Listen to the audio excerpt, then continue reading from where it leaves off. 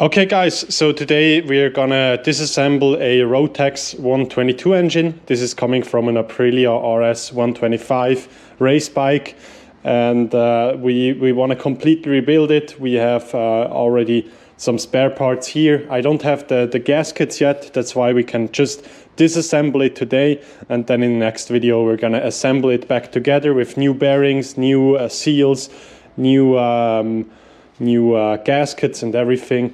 And as you can already see, I already got the top pulled. I just mounted it here just to show you how you can disassemble that, so we have a complete video here.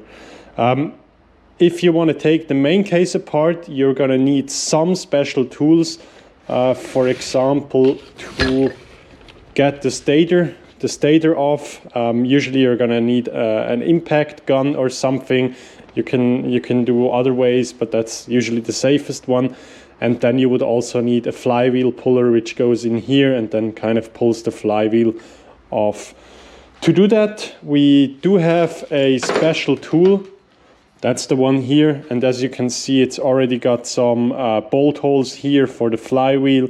It's got some bolt holes here where you can then just place it on the engine case itself to kind of get the rod off and everything. So either use that, or you can also use a classical puller like this one here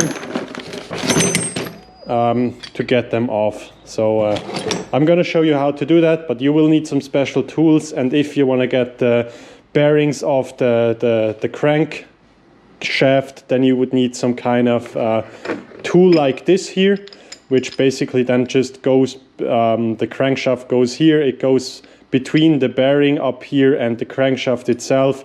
You're gonna tie it together and then you're gonna lift it up to get them off. So that's special tools we need. And then of course also with these models, you're gonna find a 11mm nut on here. You can just get them off with a normal wrench, but you need an 11mm to get them off here. So yeah, I guess that's said and done. So let's go straight into the process. Of course, the engine does not have any oil inside anymore, and I already got the top part here off, which is really easy, just 4 bolts here, you get that off. Then you're also going to go to the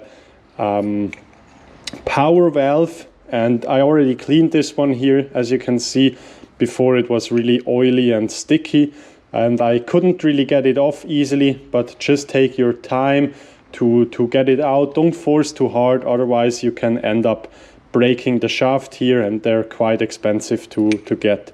So make sure you get that out safely. Then on this side, on the intake side, it's just this boot here, and then you're also gonna find the, I don't know how you call them, the intake valve for the 2-stroke cylinder. Once that's apart, you can also go ahead and go to the combustion chamber with this part. That's also cleaned. And now if you remove those 4 nuts, usually it wiggles off. If it doesn't, maybe take a dead blow hammer like this and just tap it on here and underneath here to really work it out, and don't go too fast. Just take your time on it. Then you're gonna lift up the cylinder, and then of course with a just installed engine you would find the piston in here as well, and that piston is held in place by such a little shaft here, and then there's a needle bearing which sits in here and basically then holds the piston in place on the main rod. In here you're gonna find some circlips, and be careful when getting these off. Usually I'll do that with a plier, long nose plier like this, because then you can really get into this groove without damaging the piston or anything. Get it out, wiggle it out, and make sure it doesn't spring into your eye or in the crankcase beneath it.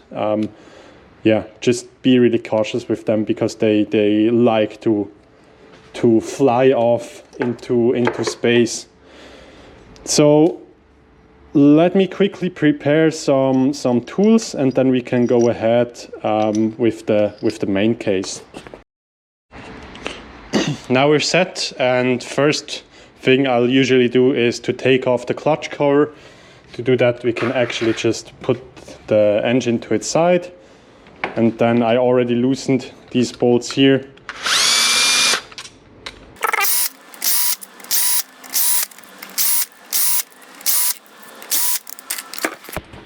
Now that's done, let's just pry it off a little bit. It might hold up here around the seal. Push that in here and just get the whole case off. I'm not gonna bother cleaning any parts now. I'm just gonna disassemble it, and then we can clean them up in a later step. So as a next step, we do have the clutch here, and we need to undo these 8mm bolts in order to get all the clutch plates off and figure out what's underneath here. I already see something strange, which is a friction plate on top. So let's check that out, if that's normal or not.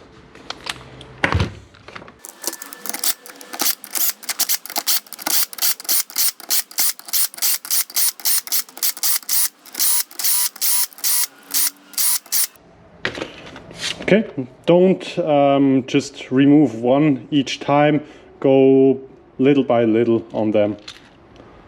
So with this one we've got the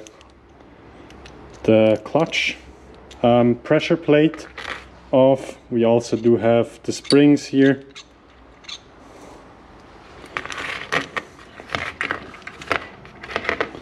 Now with this engine, I feel, yes, we can already get the clutch off with just that. Maybe we could have done that even with the pressure plate on, I think. So let's see. Yep, this just comes off. And now what just was interesting to me is that there is a friction plate on top here as well, but that might be correct because there's also, yeah, there's a metal plate here, there's a friction plate here. That's okay. So let's set it aside, and then as a next step I suggest let's remove all these bearings here, because we're going to use an impact gun on the other side, so I don't want to destroy any of these wheels here, or of these gears.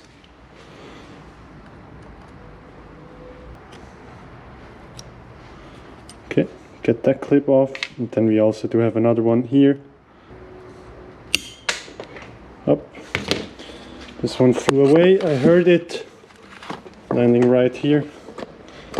I don't have the correct size of pliers, so that's a bit of a struggle, but we're gonna do it anyway. Then you can get the main gear off, which drives the clutch here, and then we can also get the water pump, transmission gear off, and these two little gears here. They seem to be a bit interlocked, so let's just play around with it. Can get them both out at the same time. So that goes on here, and then we do have the shifting mechanism, which I think we can just pull out like this. And you can set that aside. And then we could also remove this bolt here to get the shift stopper out.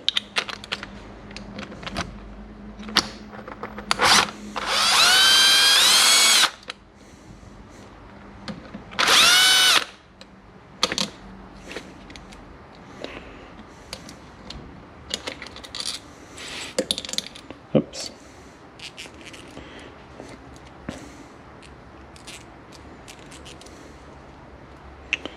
Okay, let's set it aside. So next step, maybe we can also get this little wheel off.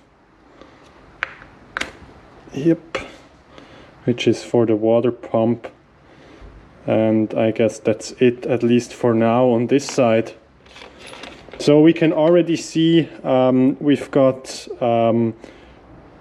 TN9 bearings in there, so they do have a plastic cage, which seems to be stock. Also, the engine has now about I think 15,000 kilometers on the clock, so it's quite fresh, but we're gonna do a rebuild anyway, and in the meanwhile check all the bearings and stuff. You could have probably gone away without rebuilding them, but because it's a nice project and we make everything shiny, that's the that's the least struggle to do. So now we're done with this side for now, at least. I want to get the stator off on the other side, and before I do that, I'm gonna just clean that up, or better, let's say I'm gonna put that into a bag so I know everything that was in here I do have in a bag like this, and then I just go bag for bag so I don't forget any little bolts or whatever in that process. So I'll see you in a bit. Okay, we now got that clutch stuff backed up, so now we can turn over the engine and maybe get some 2x4s here, or some wood blocks, just to make sure it's not sitting on the crank shaft or the gear shaft, but it's sitting on the crank halves. Now on the stator side, I'm actually going to use an impact gun just to get the stator nut off. It's a 19mm here.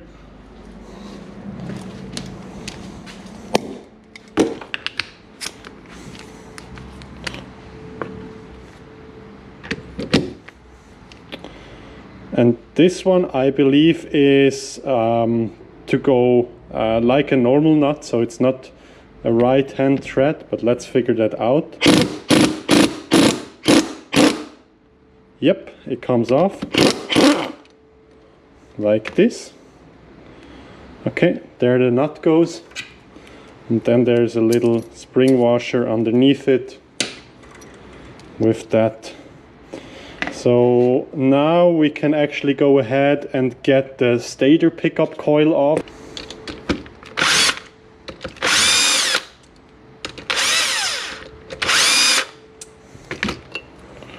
Just to make sure we're not interfering while disassembling with it. So let's set that aside, and now we're going to use our first special tool.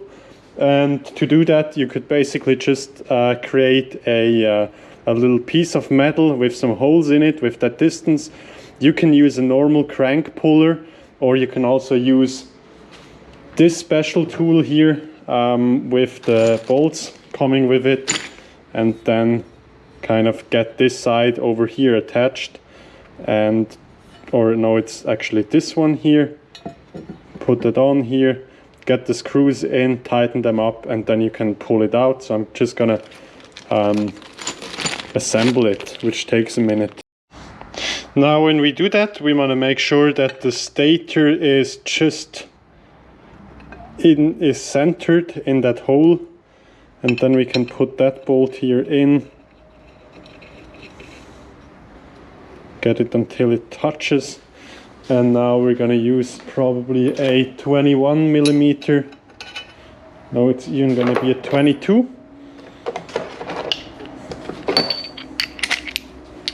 Now we're going to pull it off just carefully. Don't go crazy here, just see if it moves or not, and if it doesn't move, we might need to adjust.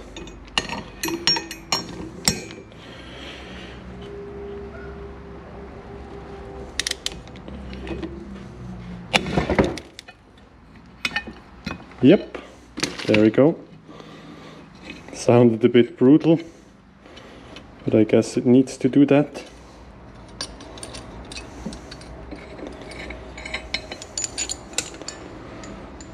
So let's see, there's no damage here, and actually now it just should pop right off. Of course there's some magnetic resistance here going on, so we can get that stator off and put that stuff to the side. Okay, next step, let's remove the pickup coil here so we can get that and the pickup outside. You can also remove the starter flywheel. Make sure you also don't forget that little ring that sits underneath here. So that goes to the side. And then we can get the stator pickup or the stator coil off.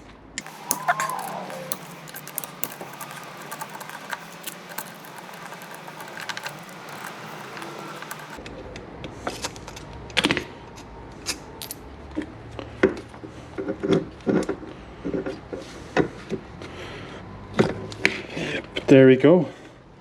So the stator actually looks quite clean. Maybe a little bit of rust on it, but nothing burned as far as I can see. And also the flywheel itself is in pretty good shape. Some rust that just comes off when I go over it with my finger. I'll make sure to remove that rust completely when assembling it. But other than that, also the teeth are in really good shape. So that's great. And then as for the starter flywheel, there's also not any chipped teeth on both bearings, so that's great because they're usually a bit expensive to replace. And what they do is they get driven by the starter motor sitting down here, and then when they get turned into the direction of the starter motor, they're actually gonna go out like this, and then they're gonna drive the flywheel, and as soon as you stop pressing the starter button, they just go back. So also make sure that function is still working. And as far as I can see, they seem to be kind of non-serviceable probably. So you would get a replacement one if that doesn't work anymore. So yeah, that's done on this side. Now we're gonna flip it over again and take care of all the engine bolts sitting in there. Actually on this side, just double checking, but I'm pretty sure there is no bolt which holds the crankcase together. So if we turn it around and get all the bolts out, we should be able to split the case halves in a pretty quick fashion. So let me just clean that mess up here, and then I'm going to be back for splitting the cases. Okay, so as a next step, we're going to remove all these bolts holding the crankcase together, and I already loosened them up and also loosened this one up just because it's comfortable like this. I used such an impact driver that you place here and then just tap with a hammer on it, and it actually gets it out quite nicely. Be careful with them to not strip them. So let's remove all the bolts that hold the crankcase together.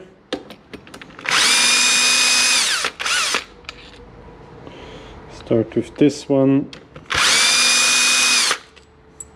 They are pretty much the same, I feel, or I believe, except the one for the water coolant drainage, which has a little washer on it, but other than that, it's also the same.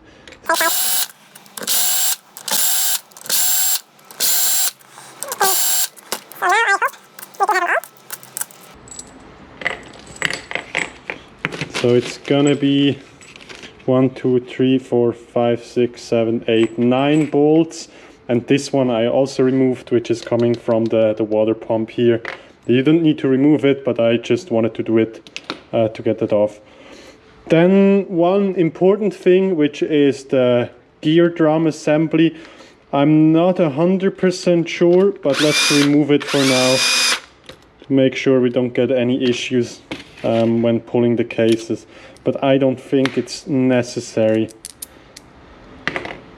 So now let's double check. There is no bolt in here. The starter, we're leaving it because this one is quite inaccessible like this here. We can do that later.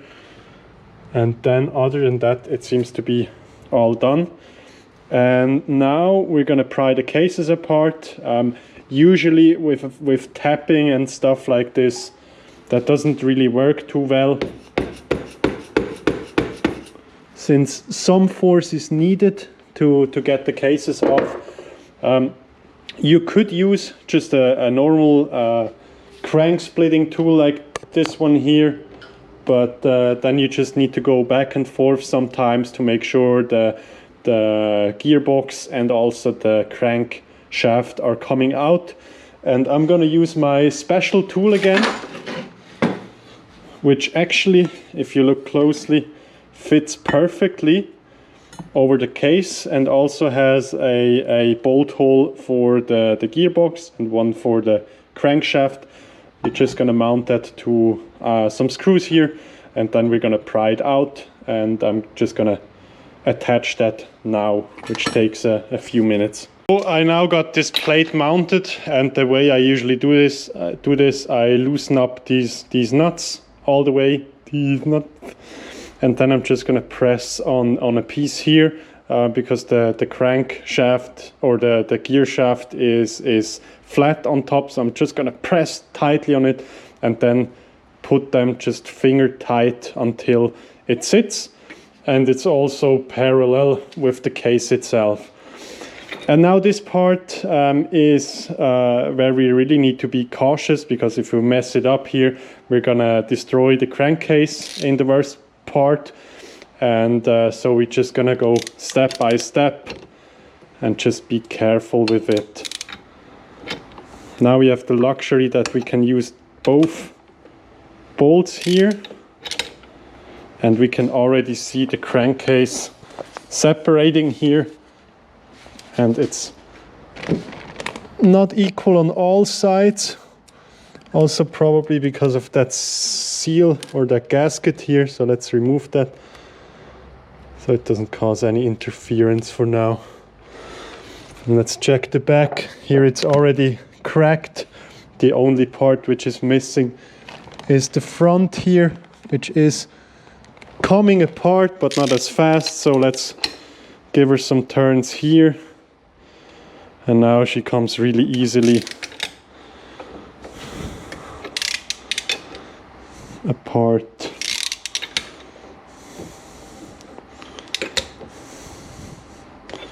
So no real force needed, just turning motion. Just go back and forth.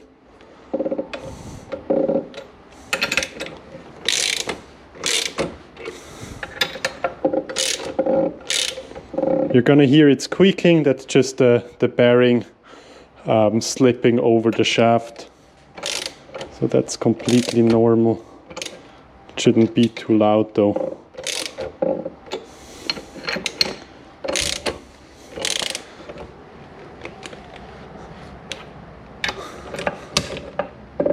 Now that's working well here. Also on this side.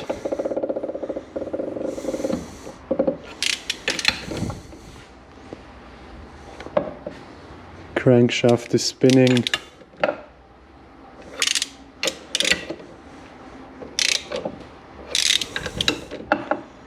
Now it gets a bit tight on the right hand side. This is much lower than on this side, so we might need to give it just a few taps on here. Or we can also release some pressure here to get it down a bit, and then give this one some pressure. Now it just makes its way out.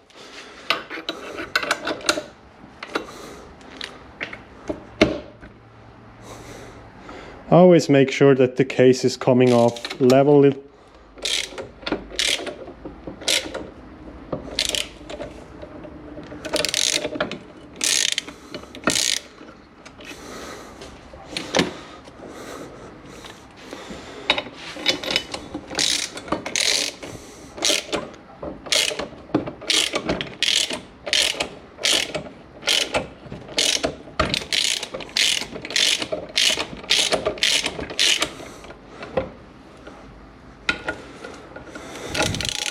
Now that's going a bit too hard for me, so let's go back, let it down again, and I'll just double check to make sure we don't destroy anything. So I'm now just double checking here to make sure we don't break anything, but this bearing here, that goes through the bearing, so that's okay.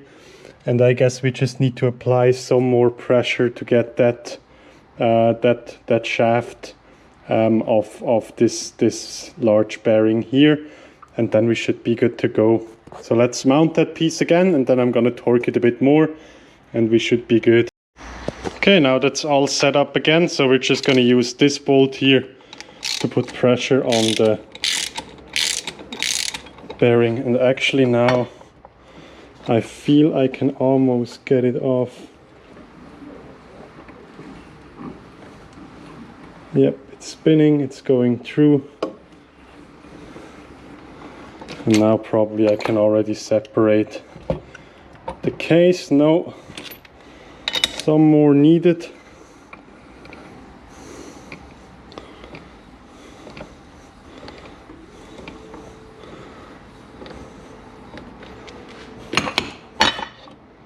Yep, there we go. So let me order that up and then I'm gonna give you a quick glimpse on what's going on in here. Okay, I now got this special tool removed and we can just get that half off, and that was actually also the pin that fell out before. That's just the pin that holds the shift forks in place here. And then we have this side of the case with the bearings installed. The main bearing actually has a tiny bit of play, but nothing major. Also no noise to it, so that looks pretty good. The gearbox one has a bit of play and also has a little sound to it. This one up here feels quite smooth, and the one over here is actually, this one is for the output gear shaft. That's also quite smooth. I feel from looking at them that still could be the original bearings. I'm not sure if they used SKF or Kyoto's, but it's still the plastic ones, the TN9, so that looks good. And yeah, that's basically it from that side. To get the water pump out, we would need to push that shaft out, or get that little shaft out, then push the water pump in, and then we can basically remove that assembly. Now we can actually just pull that out like this, but we need to make sure we don't crack anything here. So let's put that aside. And now we get to the good stuff. Maybe first let's just remove the starter motor, because we now have access to it.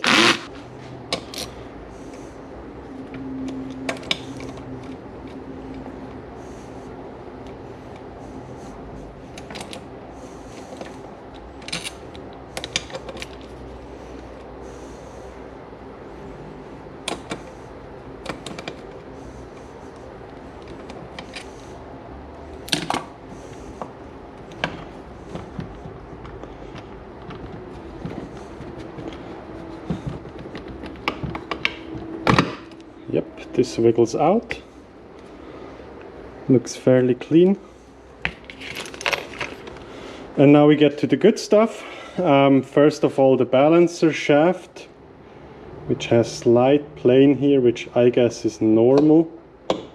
Maybe that's due to the bearing. Let's check. This one looks fairly nice. Then we can get the shift drum out. We wouldn't have needed to remove this bolt before, but I'm glad we didn't destroy anything, so that's good. These bearings also run very freely. That's great. And then you can get the shift forks out. The first one is a 113, and then we get to the 123. So they're set up like this here, 113, 123, and then we can get this one out as well, probably some fiddling around. Maybe yeah, there we go. And there's actually no number here on it. Okay, now we're gonna take this gear off, and there's a larger diameter washer under it, a smaller one beneath, over it, and then there's also a needle bearing like this on the gearbox. And now we should be able to get them out. Maybe remove this gear as well. So the recipe is wiggling on that piece, heating it up from this side here behind, giving this one a few taps until it kind of hits the other gears. Wiggle again until you get it loose a bit more, and then do that back and forth until you can get that gear shaft out here. Just set that together again. Yeah, let's put that aside like this for now. And then you can also get this shaft out. And we've got basically everything disassembled except for the crankshaft. And to do that, we need another special tool. Of course, you could also use the same way, just heat it up and then kind of hammer it through, but I wouldn't recommend that to not damage anything on the crankshaft itself. So now we're going to need some more 2x4s just to set that up a bit higher, and then we're going to press that crankshaft out of the bearing. Okay, I couldn't find anything good enough to kind of get the engine upright, so we're going to do it in this position here. It's not optimal because the crankshaft might catch up a bit, but I'm just going to try my best to hold it steady here when it's getting pressed out, and we should be fine.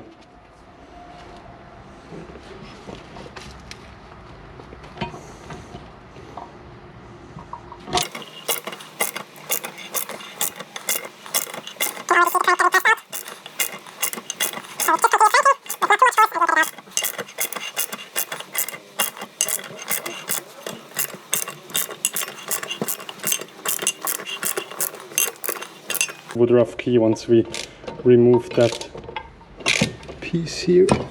Okay, maybe we don't even have to remove it, so let's see.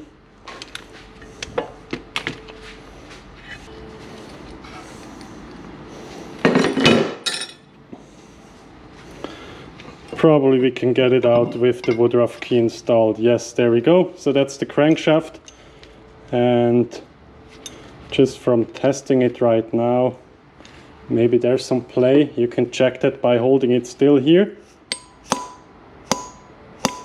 Actually sounds quite solid. If you hear it ringing like ding, then the main bearing here is trash. With this one it rings a bit, but not too bad.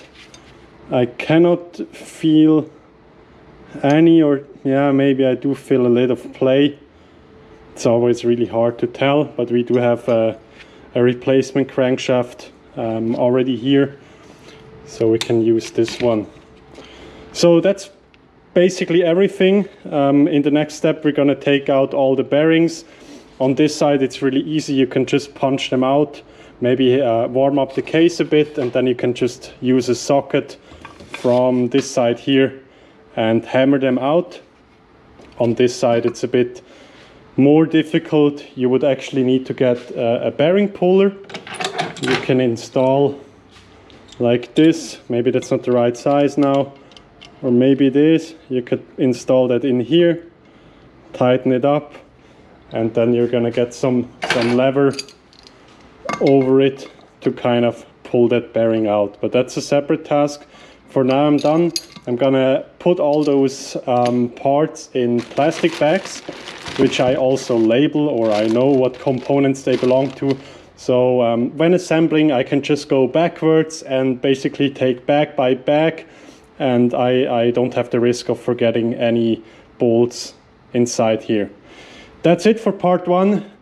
I'm gonna clean up the cases and we're gonna see us for the next part. Peace out.